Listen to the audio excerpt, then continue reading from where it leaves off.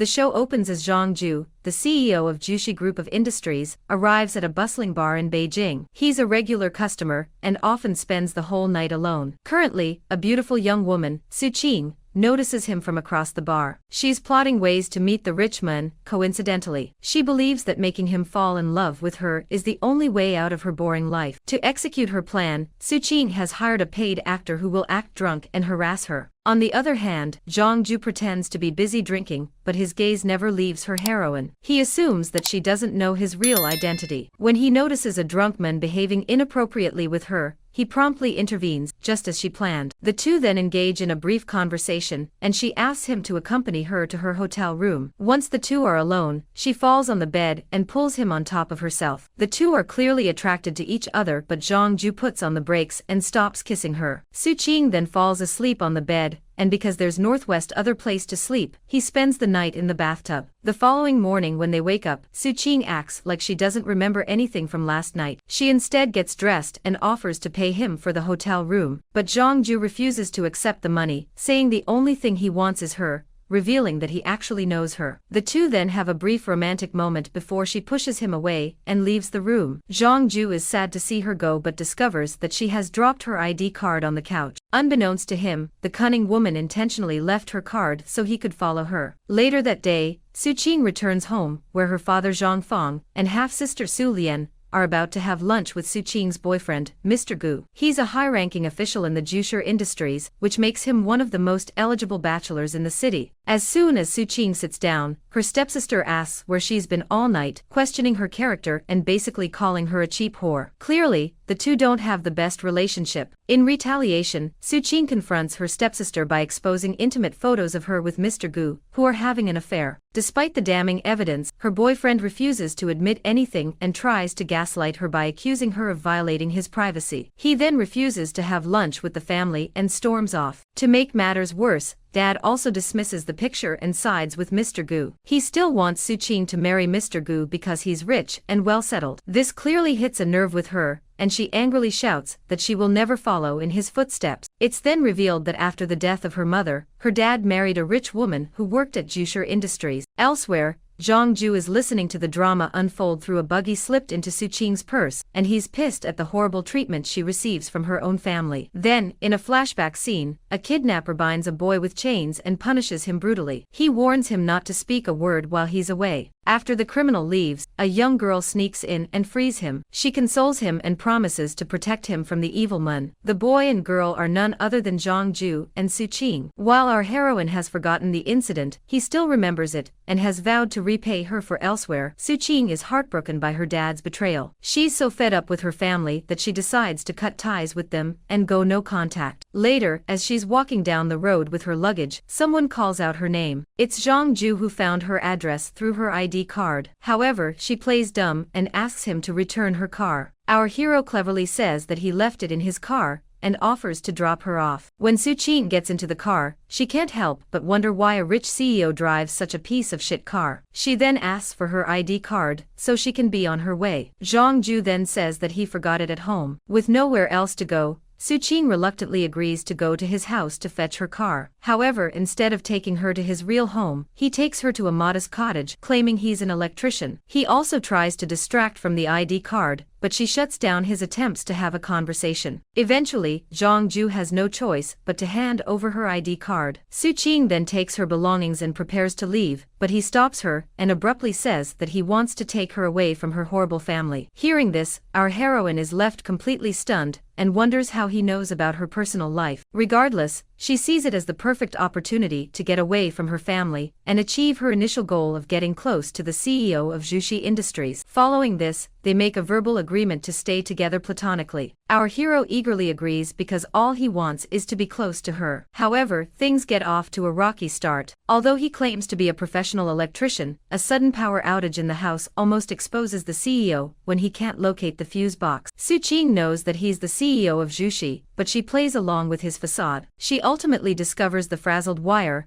and asks him to go to the nearest shop to get a replacement. He goes, and as soon as he reaches the store, he grabs a book on appliance repairs to learn more about electricity. After returning home, he gets to work and finally manages to fix the fuse, but Su Qing looks at him suspiciously, demanding that he tell the truth. When she keeps on shouting, our hero is reminded of the incident from his past, when he was kidnapped and abused as a kid. This makes him feel very uneasy, and his stomach churns. Desperate, he ignores her questions and rushes to the pharmacy. The following morning, Su Qing awakens to find Zhang Ju beside her. Feeling incredibly vulnerable, she tries to ask him something, but he suddenly approaches her and kisses her. Our heroine melts and lets go of her inhibitions, but just then, the alarm clock startles her awake. Later, as the two have breakfast together, Su Qing asks Zhang Ju if he plans on getting a different job. He lies and says that he has an interview later that day. When she insists on accompanying him to the interview, he concocts a half-baked plan. He calls his assistant and asks him to fake a job interview. However, during the fake interview, his assistant goes overboard and heaps loads of praise on Zhang Ju,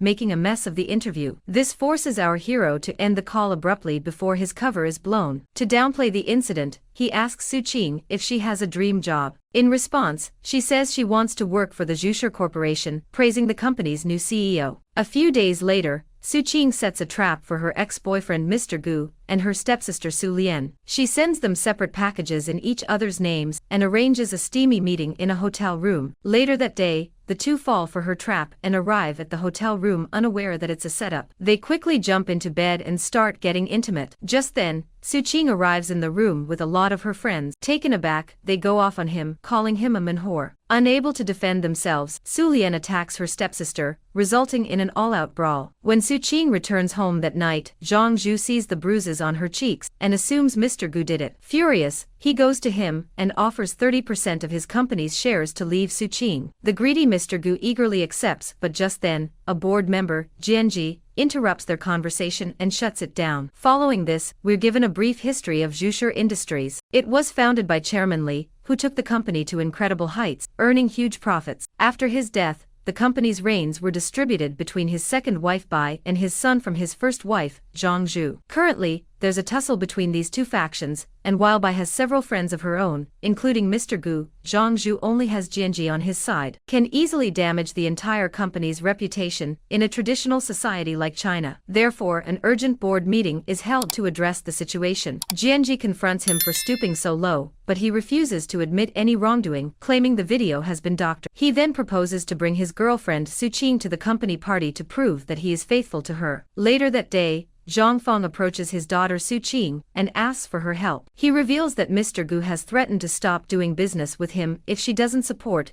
and validate him at the company banquet. Obsessed with money and power, the old man even threatens to jump off a bridge if she doesn't agree to help him. Our heroine is livid, but she feels she has no other choice but to agree. In the next scene, Mr. Gu and Su Qing enter the company banquet together. When Zhang Ju notices her, he immediately grabs a plant to cover his face, fearing she will see him. Following this, Su Qing tries to brush off Mr. Gu's affair to the host of shareholders gathered at the party. She praises the man she loves and gushes over how much he cares for her. Slightly embarrassed, Gu sees she's going a bit overboard and leans in to get her to knock it off. Unbeknownst to him, Su Qing is actually confessing her love to Zhang Ju. In a shocking twist, she turns towards him and boldly announces that the two are in a relationship. Bai is furious and accuses our heroine of tarnishing the company's reputation. Soon the crowd joins her, and they demand that security escort Su Qing out. But before they can do so, Zhang Ju steps forward and kisses her, stunning everyone. Next, he exposes Mr. Gu's scandalous affairs with several women in the office. Turns out, not only is he a cheating piece of shit, he's also funneling company funds to do so. Overwhelmed by guilt, Mr. Gu passes out and is rushed to the hospital. Back at home, Su Qing is so upset that Zhang Ju lied to her that she blurts out that she only confessed to loving him so that her father would stop forcing her to marry Gu. In a flashback scene, a young Su Qing returns home from school when she suddenly hears loud noises from a nearby warehouse. She peeks in and sees a shocking scene. A man is abusing a boy that is tied to a pole. She doesn't know that the kid is Zhang Ju as he remains silent. However, she manages to sneak in and save him. Present day, Zhang Ju wants to take their relationship to the next level. He sets up a romantic scene at home and plans to propose. As soon as Su Qing enters the room, he confesses confesses his feelings to her. He claims that he fell in love with her the first time they met. She then steps forward and responds with a passionate kiss. Meanwhile, the video of Mr. Gu's indiscretions with Su Lian hit the internet. Such a scandal can easily damage the entire company's reputation in a traditional society like China. Therefore, an urgent board meeting is held to address the situation. Jianji confronts him for stooping so low, but he refuses to admit any wrongdoing, claiming the video has been doctored. He then proposes to bring his girlfriend Su Qing to the company party to prove that he is faithful to her. Later that day, Zhang Feng approaches his daughter Su Qing and asks for her help. He reveals that Mr. Gu has threatened to stop doing business with him if she doesn't support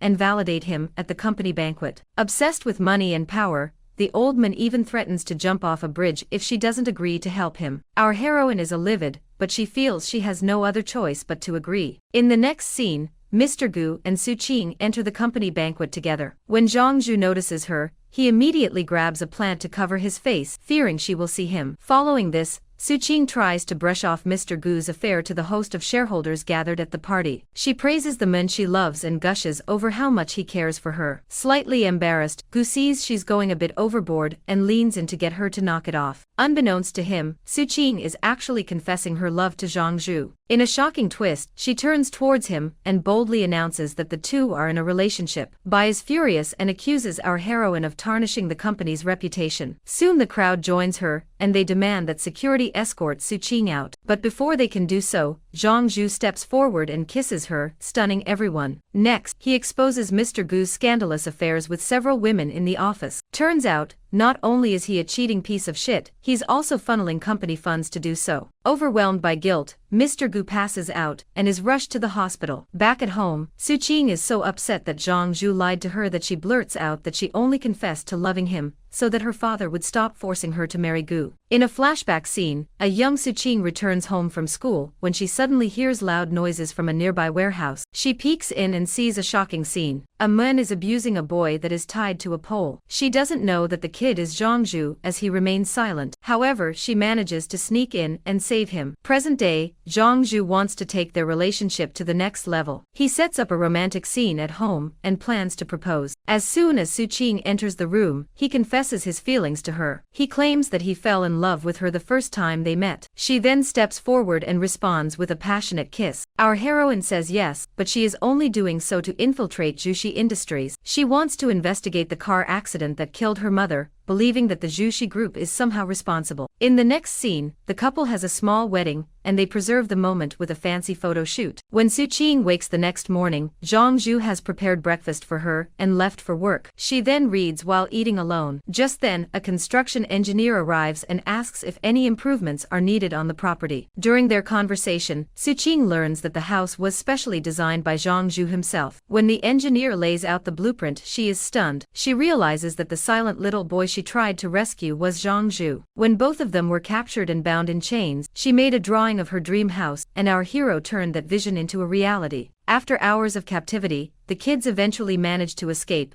but the kidnappers chased them through the streets. Su Qing's mother spotted them near the house and tried to help, but she got into a terrible accident that resulted in her untimely demise. In the present, Su Qing has decided to join the Jushi group as a secretary. Zhang Ju recommends her for the position, and the board members quickly agree. Currently, she's going through several news articles related to a company named Pangun Industries. Apparently, they have bypassed quality control in order to maximize profits. Zhang Ju, who's overseeing her work, sees this and takes an interest in the news. Later in a board meeting, it's revealed that the Jushi group had invested in Pangun Industries and several other shady businesses on Bai's request. Zhang Ju then exposes the risk of cooperation with such companies. Faced with the facts, the board unilaterally announces withdrawing their affiliation with such sketchy companies. A few days later, Su Qing becomes her husband's personal secretary, and everyone starts treating her differently. One day, Mr. Gu approaches her and says that as long as Jiang Ji is around, her days at the group will be difficult. Jiang Ji dated Zhang Ju for several years. His comment irritates Su Qing, but she manages to keep her cool. After work, when everyone has left for the day, Jiang Ji hacks into Su Qing's computer. There she finds several statements dating back 15 years,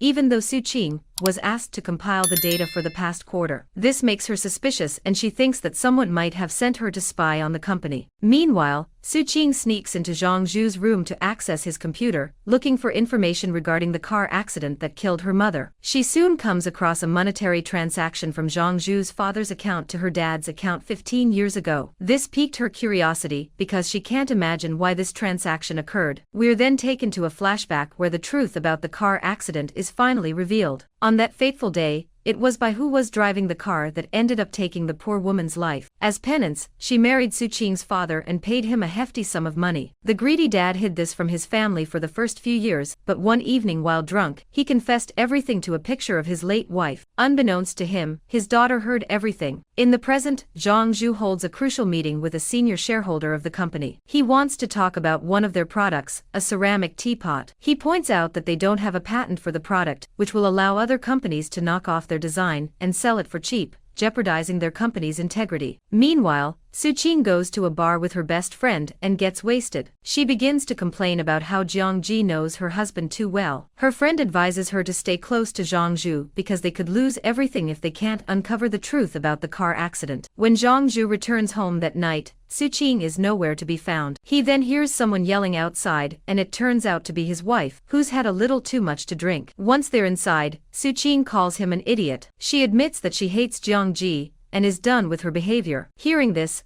our hero finally realizes why his wife has been acting so grumpy. So he hugs her and promises that she's the only woman he loves. The following day, a new problem arises at work. The company's ceramic teapot concept has indeed been stolen and cheaply copied by another company and sold at a lower price, which has resulted in the Jushi group facing several complaints and refund requests. Later, Jiang Ji reveals that it's Zhang Feng's company that is making the knockoffs with the sole intention of harming the Jushi group. She then encourages Zhang Ju to make the right decision and heads out. Following this, Jiang Ji gives Su Qing a file and asks her to inventory the number of teapots in the storeroom. Upon seeing the file, she realizes that the inventory was actually from her father's company. Nonetheless, she does what she's asked and counts the inventory. Later that day, Jiang Ji receives a call saying that there's a problem, and an emergency board meeting has been called. The batch of teapots that Su Qing had inventoried earlier were found to be cheap knockoffs. Because she is Zhang Feng's eldest daughter, everyone blames her for the debacle. Elsewhere, Jiang Ji accuses Bai of collaborating with her husband to make a quick profit, but the cunning old woman reveals that a prenuptial agreement states that she must give Zhang Feng half of what she owns. Clearly, it doesn't make sense for her to sell fake products and harm her primary source of income. Annoyed that she can't find any evidence, Jiang Ji decides to go after Su Qing. She believes the CEO's new wife may have ulterior motives. She then goes to the same bar where the couple met for the first time and obtains the video surveillance. The video clearly shows how Su Qing planned the entire meeting by paying off a random guy. Jiang Ji then downloads the video to a flash drive and hands it to Zhang Ju. Unbeknownst to her, the CEO is in on the whole thing, but doesn't want to expose his wife. He takes the flash drive and crushes it into pieces. After this, he tells her to go home while he handles the matter. Su Qing goes back to her old house to see her father. Turns out the Jushi group is now suing Jiang Feng because of the teapot incident. He again turns to his neglected daughter in his time of trouble. During their conversation, Su Qing admits that she married Zhang Ju just to infiltrate the Jushi group and uncover the truth about her mother's death. Once she returns home, she and her husband sit down to have an honest conversation. Su Qing takes off her wedding ring and says that she understands if he feels betrayed and wants a divorce. However, he refuses to believe that she doesn't love him and abruptly ends their conversation. In the middle of the night, Su Qing secretly returns to grab her marriage certificate from the drawer. But just then, our hero arrives and notices the marriage certificate and divorce papers in her hand. This infuriates him, and he ends up tearing up the papers. At this moment, she reveals that she hired a lawyer for her dad and intends to fight the lawsuit. Jiang Ju warns that she has no chance of winning, but she remains steadfast. This leaves our hero with a moral dilemma. In a flashback, we learn that Bai had pursued the recently widowed Li, chairman of the Jushi group. However, their marriage was transactional and lacked love, so she had an affair with Jiang Feng and got pregnant with their first daughter, Su Lian. This conniving bitch decided to use her daughter to secure her position in the Jushi group. However, Chairman Li learned of the affair and decided to adopt Jiang Ju as his goddaughter. He wanted to make her the next heir of the company. On adoption day,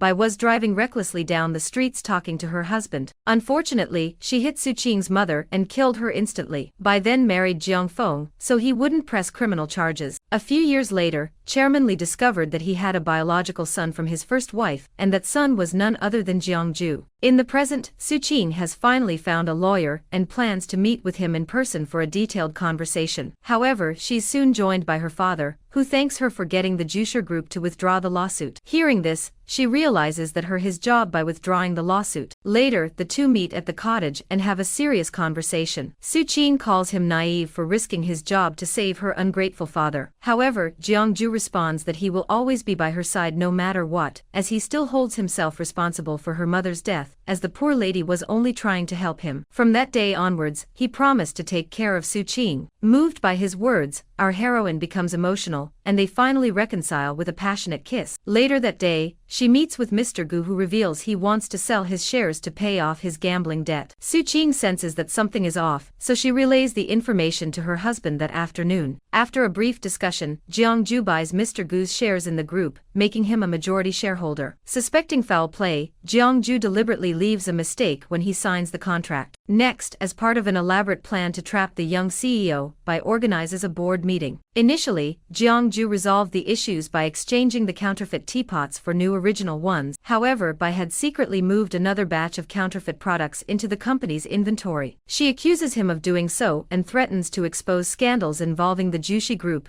and the Yi family. Mr. Gu then presents the same contract from earlier, which contains our hero's signature and seal. He claims that it's evidence of an illegal deal between the CEO and Zhang Feng. At this moment, it's revealed that the entire teapot incident was masterminded by Bai. But just when it seems that Zhang Ju has fallen into her trap, Su Qing bursts into the board meeting. She brings forward a contract to compare the seal markings and signature. Weeks ago, when Su Qing had entered the CEO's office, she had accidentally dropped a seal on the floor, causing a small dent in the seal. However, the seal on this new contract looks perfectly intact, and the signature on the contract is inconsistent with Zhang Ju's. With this mountain of evidence, it becomes clear that Bai and Mr. Gu orchestrated the entire fiasco. Now that they're finally exposed, they are unanimously kicked out of the company. In the final scene, Zhang Ju drops one more bombshell. He had known about Zhang Ju's plans to acquire his shares, and thus willingly passes on the position of CEO to her. She's surprised by his gesture, and wonders why he didn't call her out. Our hero replies that he doesn't care about position or power anymore. What matters to him is spending each day happily with the woman he loves, Su Qing. Thanks for watching this recap. Don't forget to subscribe to the channel and turn on notifications so you won't miss our next movie recaps. Stay tuned for more exciting recaps.